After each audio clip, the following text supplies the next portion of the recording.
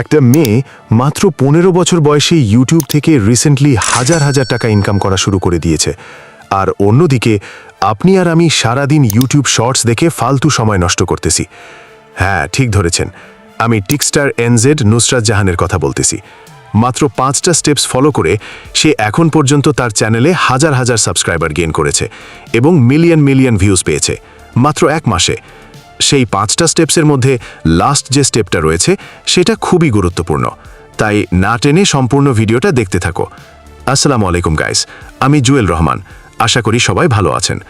Video title আর thumbnail দেখে তো বুঝেই গেছেন আজকের ভিডিওটা কি নিয়ে। তাই আর ফালতু সময় নষ্ট না করে let's go ahead. Step number 1, hook. Hook হলো এমন একটা জিনিস দর্শকদের অ্যাটেনশন ধরে রাখে এবং দর্শকদের ফুল ভিডিও দেখতে আগ্রহী করে তোলে। এই হুকের ব্যবহার যদি আমি আপনাদের দেখাই তাহলে আপনারা বুঝতে পারবেন। চলেন নুসরাত জাহানের একটা ভিডিও দেখে আসি।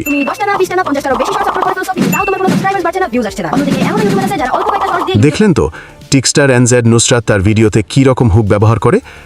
আসলে মানুষের ভিডিও দেখার আগ্রহ খুবই কম, আর এই হুক দর্শকদের ফুল ভিডিও দেখাতে আগ্রহী করে তোলে। কেন আপনি আগ্রহী হন নাই? জানি হয়েছেন। এটাই হচ্ছে হুকের পাওয়ার। আপনার কন্টেন্ট যে কোনো নিশের হোক না কেন, আপনাকে ঠিক এরকমের হুকের ব্যবহার করতে হবে যদি আপনি আপনার ভিডিওর অডিয়েন্স রিটেনশন ধরে রাখতে চান এবং আপনার দর্শকদের ভিডিও শেষ পর্যন্ত ধরে রাখতে চান। আসেন আপনাকে পাওয়ারফুল হুক বানানো শেখাই। লং ভিডিওর হুকের 3টা নিয়ম রয়েছে, যার মধ্যে প্রথমটা হচ্ছে ভিডিও শুরুর দিকে 10 সেকেন্ডে হুক হতে হবে, সংক্ষিপ্ত এবং আকর্ষণীয়। আর দ্বিতীয়টা হচ্ছে কন্টেন্টের সাথে সম্পর্কিত থাকতে হবে। আর তৃতীয় নম্বরে আপনার হুক হতে হবে এমন কিছু তুলে ধরবেন যাতে দর্শকরা বুঝতে পারে যে আপনার ভিডিওর টপিক কী। আপনি জানলে অবাক হয়ে যাবেন যে অনেক পারফেক্ট হুক ব্যবহারের পরও দর্শকরা ভিডিও দেখার ইচ্ছা হারায়। এর জন্য আপনাকে দেখতে হবে স্টেপ নাম্বার 2, হাইপ ক্রিয়েট। আপনার ভিডিও শেষে আপনার দর্শক ভালো কিছু শিখতে পারবে এবং ভালো কিছু জানতে পারবে এরকম কিছু বলে আপনার ভিডিওতে হাইপ ক্রিয়েট করতে হবে, যেমনটা টিকস্টার এনজেড করে থাকে তার ভিডিওতে।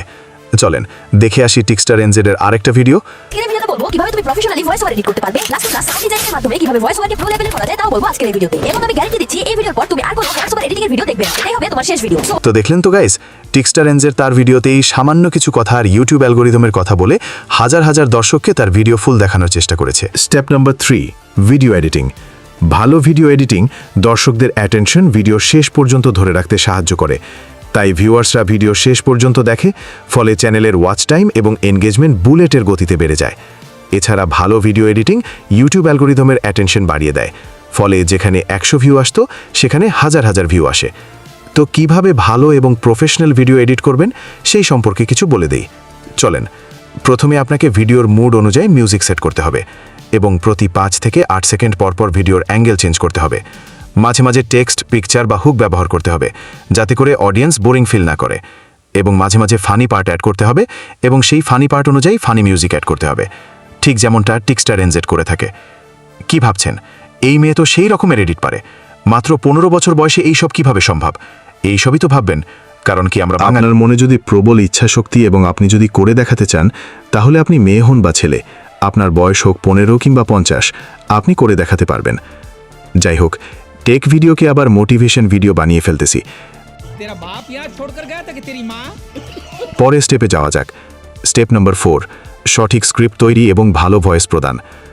একটা ভিডিওতে ভয়েস দেওয়ার আগে জরুরি হলো স্ক্রিপ্ট তৈরি, কারণ আপনি যখন ভয়েস দিতে যাবেন তখন হয়তো বললে ভুল হবে, 99% মানুষ এই কাজ করে যে ভয়েস দেওয়ার আগে সরাসরি ভয়েস দিতে যায়।